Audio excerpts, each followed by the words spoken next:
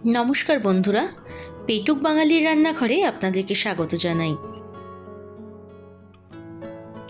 যেহেতু এখন weather change হচ্ছে, তাই নিজেদের সুস্থ রাখতে আমাদের সকলেরই কম বেশি তিতো কিন্তু খাওয়ার খুব প্রয়োজন। এবার তিতো কিন্তু অনেকেরই ভীষণ অপছন্দের।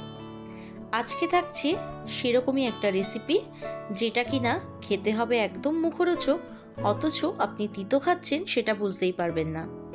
চলুন তাহলে সরাসরি রেসিপিতে যাওয়া যাক। এখানে আমি 4টে করলা নিয়েছি। করলাগুলো আগে থেকেই ভালো করে ধুয়ে পরিষ্কার করে রেখেছি।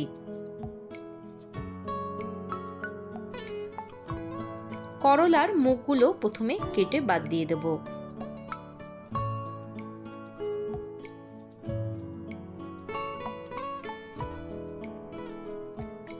করলার মুখগুলো বাদ দিয়ে দিয়েছি।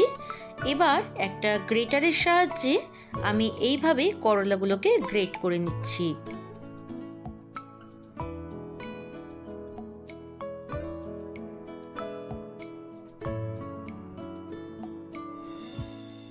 গ্রেটারের ছোট অংশটা দিয়ে আমি কিন্তু গ্রেট করে নিচ্ছি।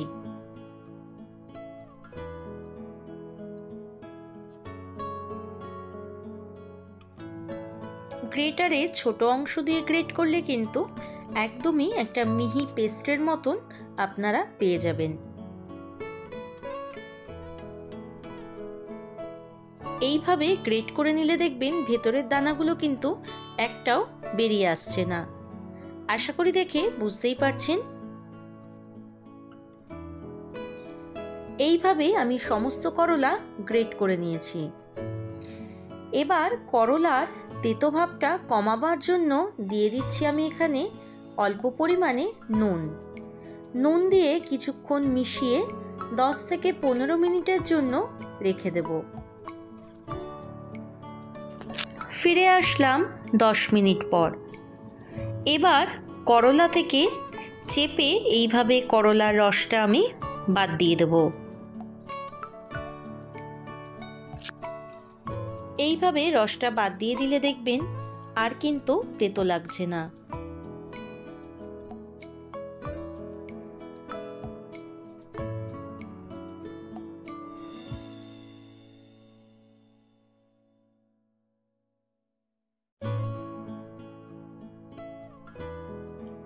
দেখে বুঝতেই পারছেন সমস্ত করলার রসটা আমরা বাইরে বার করে দিয়েছি।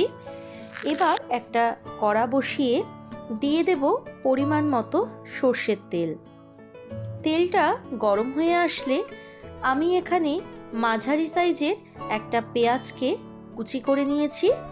পেঁয়াজটা ভালো করে তেলে ভেজে নেব।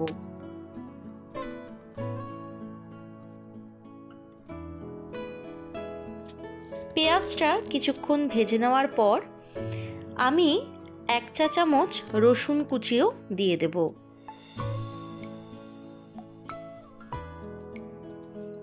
রসুন কুচি দেওয়ার পর ভালো করে পেঁয়াজের সাথে ভেজে নেব।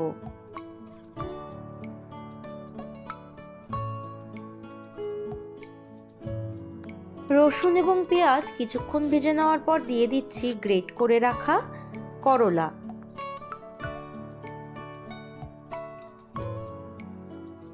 এই সময় গ্যাসের ফ্লেমটা লোতে রেখে ভালো করে করলাটার সাথে পেঁয়াজটাকে ভেজে নিতে হবে।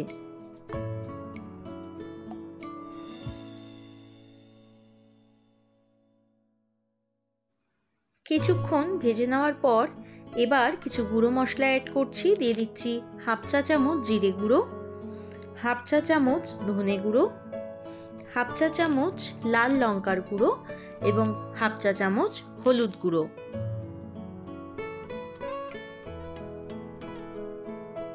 যেহেতু নুন আমরা আগেও দিয়েছিলাম, তাই নুনের পরিমাণটা আপনাদের বুঝে দিতে হবে। এবার সমস্ত মশলার সাথে এই করলা ভালো করে ভেজে নিচ্ছি।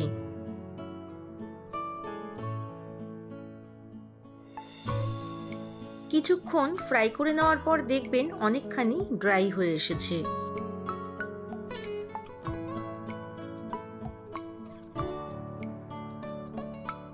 এবারে পারফেক্ট বাইন্ডিংয়ের জন্য আমি এখানে ব্যবহার করছি 1.5 চামচের মতো বেসন। বেসন দিয়ে কয়েক সেকেন্ড আবারও ভেজে নেব।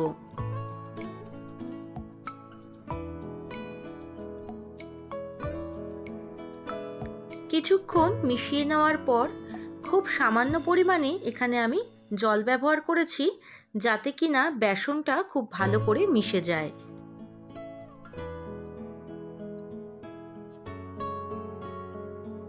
বেসন দেওয়ার পর বেশ কিছুক্ষণ ফ্রাই করে নেব,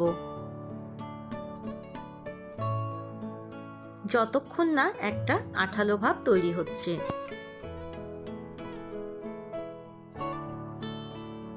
আমার এই ছোট্ট পরিবারে যদি কেউ নতুন বন্ধু হয়ে থাকেন, তাহলে সাবস্ক্রাইব করে পাশে থাকা বেল আইকনটি অবশ্যই প্রেস করে দেবেন, যাতে সকলের আগে নোটিফিকেশনগুলো আপনার কাছে পৌঁছে যায়।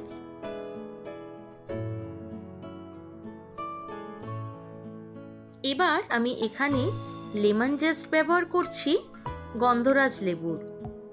এটা একদম অপশনাল, চাইলে আপনারা নাও ব্যবহার করতে পারেন, তবে দিলে দেখবেন এর ফ্লেভারটা অনেকখানি এনহ্যান্স হয়েছে। লেমন জেস্ট দেওয়ার পরে খুব ভালো করে আবারও মিশিয়ে নেব।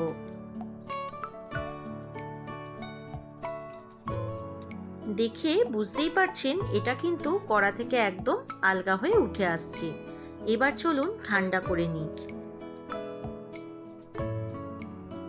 আমি এখানে এই পুরটা ঠান্ডা করে নিয়েছি। এবার বড়ার শেপে গড়ে নিই।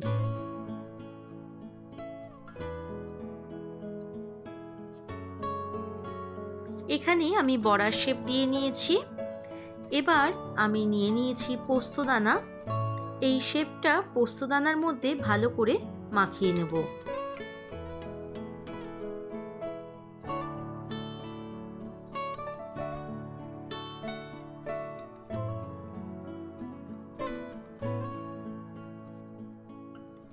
এইভাবে একে একে আমরা চলুন সমস্ত বড়াগুলো শেপ দিয়ে নিই।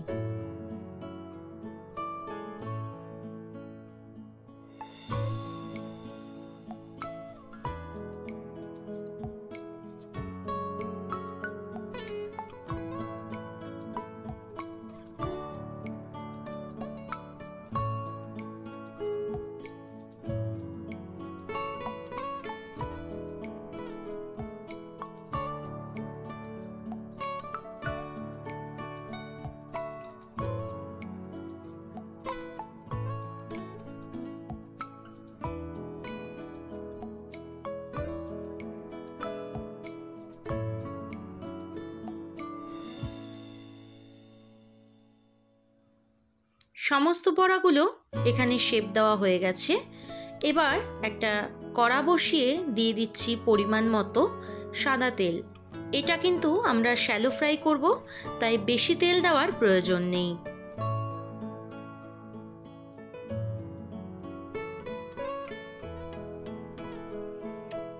এই সময় গ্যাসের ফ্লেমটা মিডিয়ামে রেখে সমস্ত বড়াগুলো ভেজে নেব।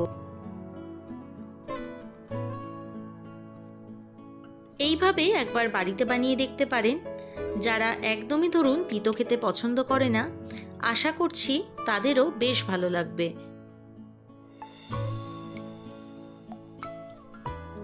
এইভাবে একটু লাল করে বড়াগুলো আমরা ভেজে নেব।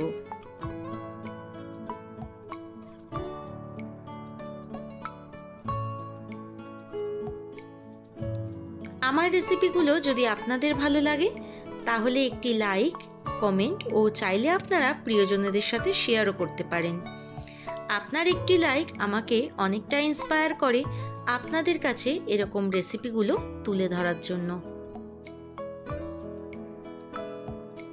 আপনাদের সাথে কথা বলতে বলতে আমার কিন্তু বড়া তৈরি হয়ে গেছে। চলুন এবার সার্ভ করেও আপনাদেরকে দেখিয়ে দিচ্ছি। গরম ভাতের সাথে এই বড়া কিন্তু অবশ্যই একবার ট্রাই করার অনুরোধ রইল।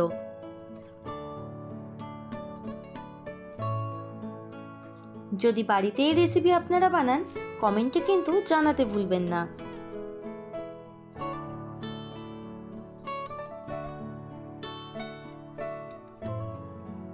তাহলে বন্ধুরা দেখতেই পেলেন কত সহজে এবং দুর্দান্ত স্বাদের একটা বড়ার রেসিপি তৈরি হয়ে গেল। আজকের রেসিপি এই পর্যন্তই। দেখা হবে অন্য কোনো এক নতুন রেসিপির সাথে। ভালো থাকবেন।